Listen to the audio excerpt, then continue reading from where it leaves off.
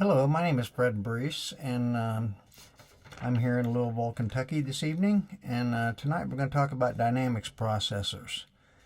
The dynamics processor analyzes the input signal to calculate the envelope and to get the average level over time. This is called the side chain or key section of the processor. What it does, it uses the envelope, and following a rule, the dynamics processor changes the level of the input signal. It functions basically like a automatic volume control.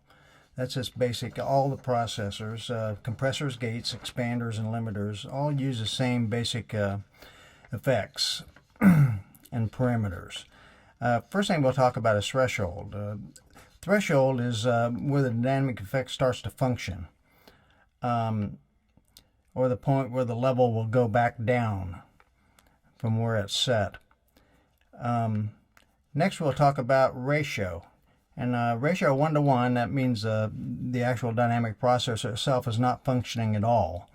How much it functions, the ratio is related to how much it functions once it crosses the threshold.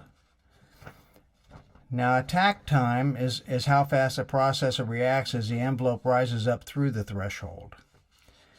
Then we'll talk about release. And release time is how fast the processor reacts to the envelope, drops down through the threshold.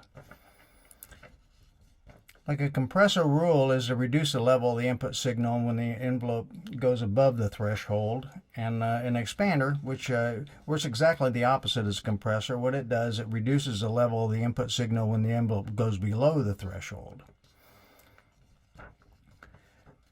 Then we'll get into what they call a knee, which what a knee does, it pretty much softens the signal. So it's not very musical the way that a compressor works sometimes and stuff. With the knee, it softens the signal, so it's a little more musical. Well, that's pretty much it as far as the basic parameters of dynamics processors. And I hope you enjoyed this, and thank you very much. Thanks. Bye.